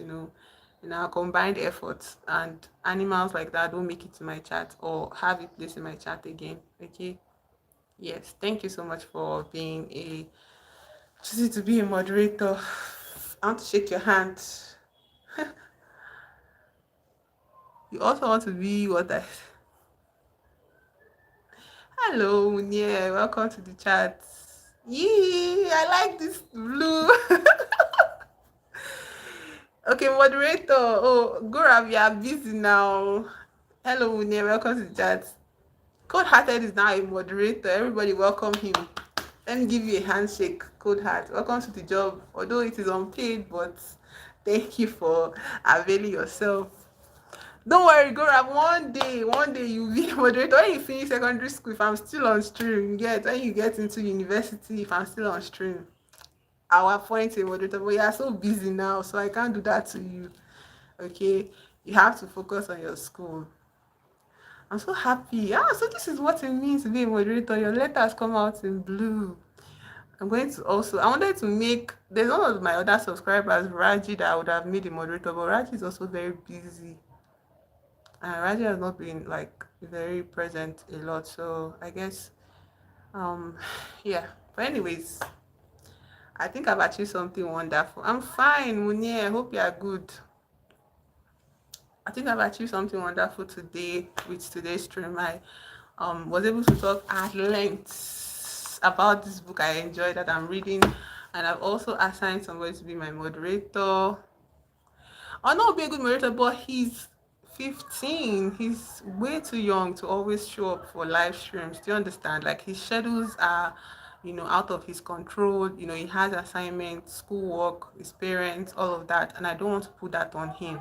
And he's even 15. He should not even be in my life. Do you understand? Because of age and all of that. But because most of the things I talk about here are very just basic. You understand? Like they're just basic stuff. It's just books I'm talking about, movies, So I don't want him to be stuck on this whole pressure to perform this thing. Yeah, it's enough that he shows up. Let's just let him be comfortable. It's enough that he shows up. Yeah. Of course, of course. He has been here for a very long time. Oh, Gorab has been here a while. I didn't even think he would stay long, but he has been here. So I appreciate him, and all of that. But he's still too young to do that. So yeah. I said you are not new. I said you've been here for a very long time. Gorab, you are not new. Don't worry. So you're not new. You are one of my foundational subscribers, I guess. My live stream audience. And I appreciate you so far. I appreciate your presence. Like Gaurav even like gave me suggested this movie for me to watch here, and the movie was awesome. Like one Indian movie like this. What's the Munja? Yeah, very interesting movie. Anyways, Gaurav is a very cool member of my chats. Yeah, also my first Instagram. Gaurav, don't worry, you are important. Yeah, your place is Gaurav is from India. India. Um, yeah, Gaurav, that's his name, from India. It's good that you guys are getting to know each other. Anyways, I liked how today's stream went. Instead of letting the weirdos get me down, which I think it has been happening for a while now, right? When my friend is calling you, hello, Munye, hello. Welcome to the chat, Munye. Anyways, this is the end we've come to the end of today's stream. I had fun. I'm so glad I was able to, express myself really and fully, and I'm happy that people joined, to have fun with me today.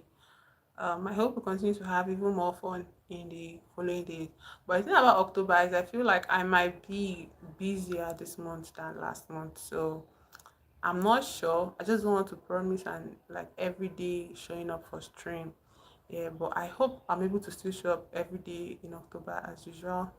And I hope our community grows and grows and grows and grows. Let's have a goal of 500 subscribers for this month. Yeah, September I was like I want to reach 1K subscribers in September. And I just got to 200. So let's have a goal of 500 subscribers for this month. Yeah. um yeah, so thank you for joining me today, and I'll see you tomorrow in another stream, in another live. Yeah, so Bye bye. 9 p.m. It's not morning here, Priyanshu. It is almost 5 p.m. here, Priyanshu. Bye. Bye, cold hearted. Bye, everybody. I'm ending my live stream here. Come back again tomorrow for another stream, okay? And I'll see you, Priyanshu. Bye.